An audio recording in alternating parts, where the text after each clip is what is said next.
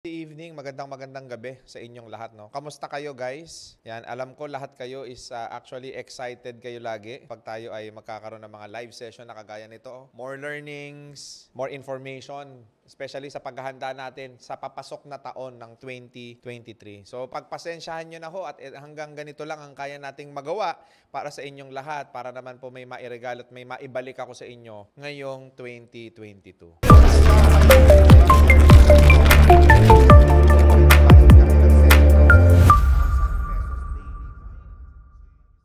Advisable ba gumawa ng separate bank account sa small business? Kailangan po meron tayong detailed monitoring sa financial status po ng ating negosyo. Siyempre, pagka detailed po ang monitoring natin sa financial status ng ating negosyo, matatansya po natin yung cash flow po natin. So marami kasi nagkakamali, pinagsasama nila yung personal account nila at yung business account po nila. Yung pera naghahalo po sa isang bank account. So minsan hindi natin namamalaya, nagagalaw na pala natin yung ating mga puhunan. Separate po yung bank account po natin sa negosyo at sa personal po. Nang sa ganon, may monitoring po tayo. At saka, meron po tayong tinatawag na critical amount. Ibig sabihin, pagka critical amount, yung nandun sa business account mo, ibig sabihin, critical na yung pera. Kailangan may gawin ka na sa negosyo mo para mapalaki mo yung budget mo. So, dapat lagi tayong may ceiling dun sa bank account natin. Kasi maraming tao, masyado silang kumpiyansa. Ay, hindi, okay lang yan, mahina talaga ngayon. Ay, hindi, okay lang yan, talagang ganyan lang. Hindi po pwedeng ganon. Kailangan hanapin mo kung nasaan ang problema ng negosyo at solusyonan mo. So, ang magbibigay sa'yo ng pinakadetalye kung ano yung nangyayari sa financial status ng business mo is yung business bank account. Kailangan po talaga hiwalay yan. Nasa malakas po akong pwesto. Medyo kulang ang puhunan. Pero paano po magpalago ng maayos ng sari-sari store? Yung sari-sari store po natin, parang it's a community business ang tawag ko dyan. Wala rin pong inibayan sa ibang mga negosyo na ang target market nyo is within the community. Ako, suggestion ko po, no, since wala pa po kayong masyadong kapital or masyadong puhunan, maghanap po tayo ng item na po pwede po nating ibenta online kaysa nakafocus po tayo dyan lang sa sari-sari store natin. Kasi mas malaki ang reach ng social media or online kumpara dun sa community-based business nyo po. So, yun po yung po pwedeng makatulong para madagdagan yung puhunan nyo po dyan sa sari-sari store nyo. Total, sanay po kayong magbenta. Kasi ang hirap ho niyan, bibigyan ko kayo ng advice na yung sari-sari store mo eventually magiging grocery. Alam naman ho natin na target market mo dyan at ang kitaan mo dyan is limited lang kasi within the community lang ang po pwede mong i-market. So suggestion ko, humanap ka ng item na po pwede mong ibenta online kasi mas malaki ang reach nun. Pag may mas malaking reach, of course, may mas malaking market, may mas malaking potential lumaki yung negosyo. Tandaan po natin, kung magne-negosyo po tayo, we make sure na yung bubuksan po nating business is actually scalable. Yung po pwede mong mapalaki in the future. Yung po pwedeng maging franchising. Yung po pwede kang magkaroon ng reseller program. Yung po pwede kang magkaroon ng distributorship program. Paano natin magagawa yon? Magbenta ka online ng mga items. Sir, konti lang puhunan ko. Saan ako po pwedeng kumuha ng mga produktong pwede kong ibenta online? Mag-research po kayo. Po pwede nyo hong bilhin kahit sa Shopee o sa Lazada. Meron po yan na tinatawag natin na mga items doon na po pwede pa rin nating ibenta sa Facebook Marketplace. Ganyan po yung ginagawa ng marami. Paano yun? Wala naman akong puhunan. Hanap ka ng item sa Shopee tsaka sa Lazada. I-post mo sa Facebook Marketplace. But you make sure na alam mo yung turnaround time or yung delivery nila na marireceive mo yung product pag in-order mo sa Shopee. Kapag ka may umorder sa Facebook Marketplace nung item na yon, sabihin mo it will be available sa ganitong araw. Kailangan lang is mag-place lang sila ng order, iwan nila yung details nila. So doon mo masusubukan kung gagalaw ba yung item o hindi. At least yun, pwede ka mag-umpisa ng walang puhunan, di ba? Mamili ka lang ng produkto, di ba? Tapos i-post mo sa Facebook Marketplace. I-cross-post mo lang sa platform. So po pwede ho yan. Ganun po yung ginagawa ng marami. Tapos sasabihin nila, magiging available po yan sa ganitong petsa. So sa ganong petsa, po pwede ka mag-source, Shopee or Lazada, tapos ibebenta mo sa Facebook Marketplace. Kung meron ka naman maliit na puhunan, pwede ka mamili sa Divisoria. Kung malayo po kayo sa Divisoria, po pwede ka maghanap ng winning item. Tingnan nyo po kung gaano ho kadami yung order. Pagka yan, libo-libo na ho yung order, tapos napakaganda po ng review, maganda magagandang item po yan. Or, pag nakita ninyo, napakaganda ng review, pero yung order niya hindi pa ganun karami, po pwede nyo rin pong i-take advantage yun. Di ba? At least makapagbenta po kayo sa ibang platform po. Pwede nyo pong ibenta sa Facebook Marketplace at pwede nyo rin pong ibenta yan sa TikTok po as live selling po. Sir RDR, paano po if 100,000 plus po a month ang sales ng food business nyo? 1M sales a year.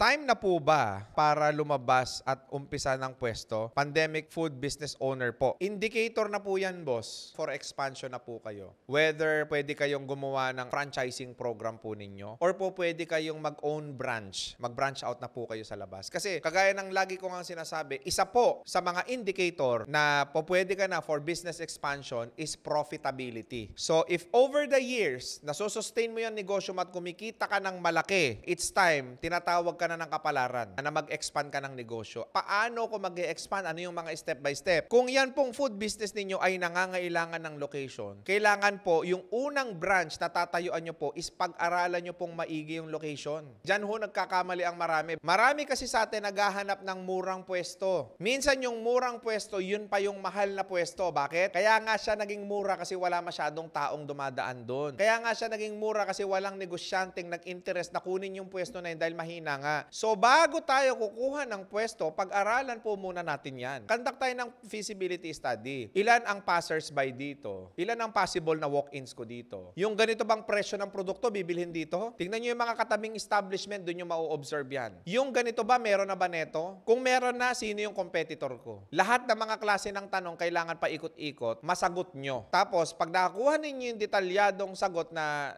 talagang nararamdaman ninyo na maganda talaga yung pwesto na yun, then that's the time kunin mo na yung pwesto na yun. Pwede rin po kayo mag-expand through franchising. Ang kailangan nyo lang i-execute is franchise contract, franchise presentation, and of course, operations manual. Boss RDR, meron po ako feasibility ng milk tea nung college ako. Feasible and approved ng panels. Mas okay po ba madami choices sa menu or konti lang po para di maguluhan mga direct clients? Bala ko po i-online po siya. Mas maigi po yung pipiliin natin, yung alam natin munang bebenta. Kesa lagyan mo ng pagkarami-raming laman yung menu na yan. Piliin natin, ano ba yung binibili lagi? Common naman yan. Chocolate, matcha, yung mga bestseller, velvet, yung mga ganyan. Pili lang tayo 5 hanggang pinakamarami na ho yung 10. Ang napakadami na ho niyan. 5 lang okay na eh. Tapos, dun ko muna, test ka muna. Ano yung papatok sa masa? Ano yung papatok sa market? Ang kagandahan ho sa milk tea, tinitimpla lang po yan. Pagdating po sa spoilage, hindi ho masyado yan dahil mga nakabote po yan, tinitimpla lang. So, magandang negosyo pa rin po yan. Sir RDR, paano po i-market ang tracking services, trailer truck? Gusto ko pasabugin ang family business namin through new marketing strategy. Yung tipong pag may need ng trailer truck, brand namin yung maiisip. You should start being a content creator or social media influencer. Kapag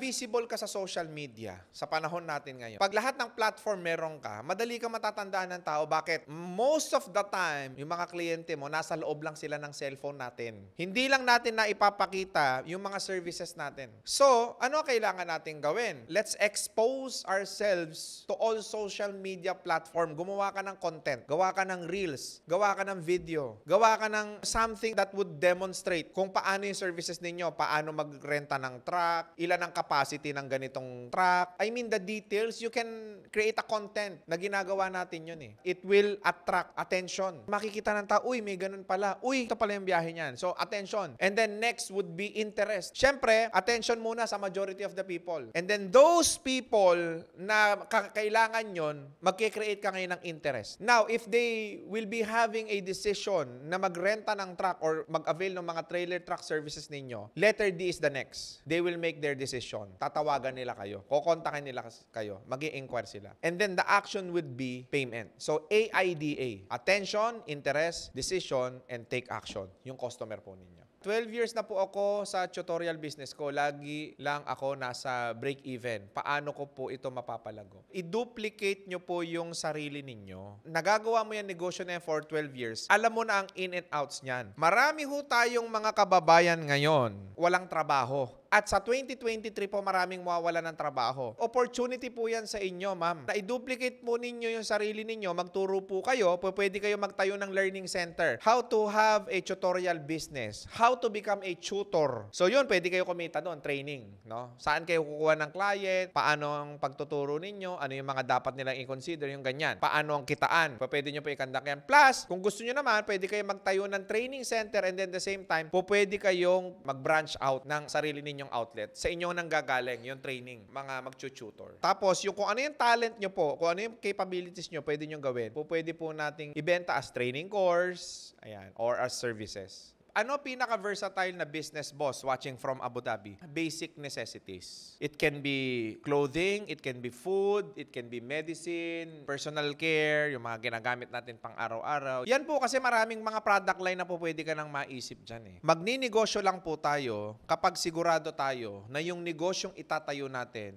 is yung tipong negosyong kahit malugi tayo, masaya tayo. Kahit ano't ano man na mangyari, gagawin mo yung negosyo na yan.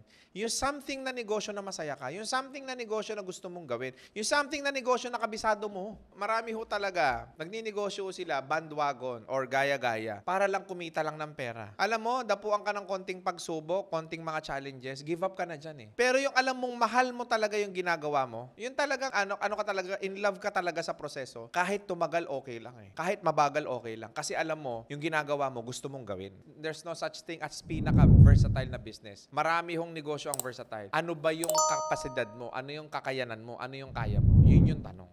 With that, guys, maraming salamat po and God bless sa inyong lahat. Thank you so much.